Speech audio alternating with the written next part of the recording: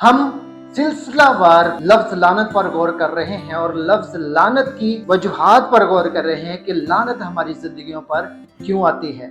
पिछली वीडियो में हमने बुत परस्ती और सहर परस्ती के बारे में सीखा था कि बुत परस्ती, सहर परस्ती, जादूगरी, बुतों की परस्तिश करना ये हमारी जिंदगियों में लानत का बायस बनती है। हमारे घरानों में, हमारे रोजगार पर, हमारी खुशियों पर ये लानत का बायस बनती है अगर हमारी जिंदगियों में सहर परस्ती है, अगर हमारी जिंदगियों में बुत परस्ती है।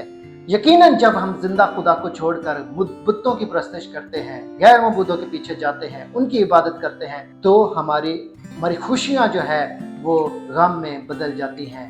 ज़बूर नवीस 16वां ज़बूर उसकी 4थी आयत में कहता है कि गैर मबूदों के पीछे दौड़ने वालों का गम बढ़ जाएगा। यकीनन जब हम गैर मबूदों की परस्तिश करते, गैर मबूदों की इबादत करते, उनसे दुआ मांगते हैं, तो बजाय इसके कि हमारा गम कम हो, हमारी मुश्किलात कम हो, वो बढ़ जाती हैं। इसी को आज हम कंटिन्यू करेंगे, बुत परस्ती को।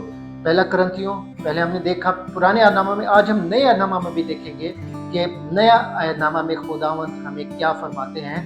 पहला करंथियों उसका 10वां बाब उसकी 5वीं आयत में लिखा है, मैं आपके सामने पढ़ना चाहूंगा। मगर उनमें अक्सरों से खुदा राजी ना हुआ, चनाचे वो बियाबान में ढेर हो गए। आमीन। यहां पर लफ्ज लिखा है उनमें।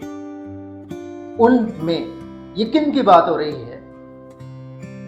मगर उनमें, एक दफा फिर मैं आयत को पढ़ना चाहूंगा। मगर उनमें अक्सरों से खुदा राजी ना हुआ। उनमें ये उनकी बात हो रही है जो खुदा की कौम थी।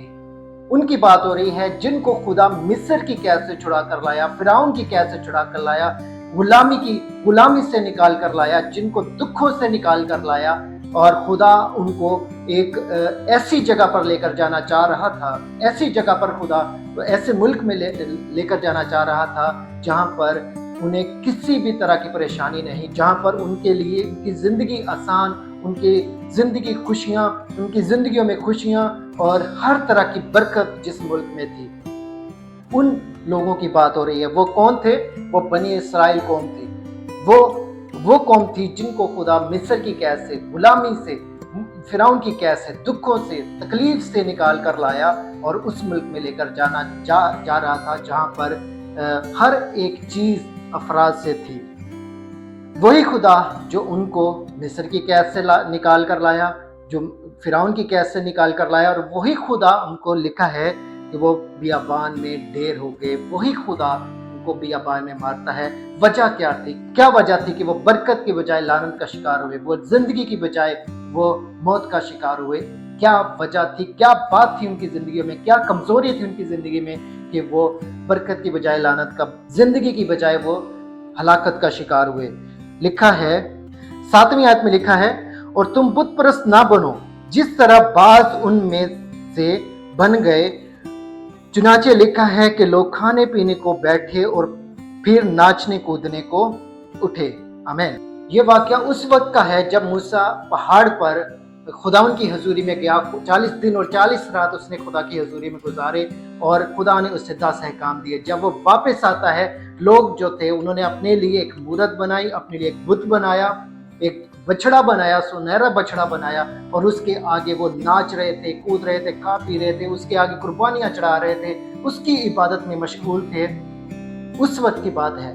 उस वक्त खुदा का कहर उन पर भड़का और लिखा है कि खाना पीना और नाचना, मतलब उस वक्त वो खुदा की कुदरत को भूल गए। उस खुदा की कुदरत को जो उनको मिस्र की कैद से निकाल कर लाया, उस खुदा की कुदरत को जिसने उनको गुलामी से आजाद किया, उस खुदा की कुदरत को जिसने उनकी जिंदगी में बड़े बड़े मोजज़ात किए, बड़े बड़े काम किए, जिसने आसमान से मन बरसाया उनके लिए, जिसने उनके सामने समंदर को 2 हिस्से कर दिया, उस खुदा की इबादत को छोड़कर वो एक बुत की परस्तिश में मशगूल हो गए। वो खुदा को भूल गए, खुदा के कामों को भूल गए, खुदा की कुदरत को भूल गए। इस वजह से खुदा का कहर उन पर भड़का। लिखा है कि खाना पीना और नाचना, लोग खाने पीने को बैठे और नाचने कूदने को उठे।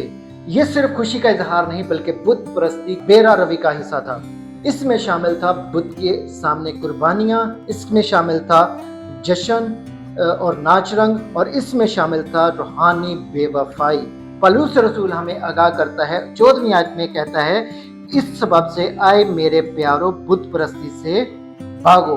मतलब पलूस रसूल हमें आगाह कर रहा है कि बुत परस्ती से भागो। अगर वक्ती तौर पर मुश्किलात हैं, अगर वक्ती तौर पर बीमारियां हैं, अगर वक्ती तौर पर कोई आजमाइश आपके सामने है, तो बुत परस्ती की तरफ राग़िब ना हो, बुत परस्ती से भागो, जिंदा खुदा की इबादत करो, जिंदा खुदा की तरफ आ जाओ, खुदा की इबादत करो, यीशु की इबादत करो, वही तुम्हें आज़ाद करेगा, वही तुम्हें बहाल करेगा।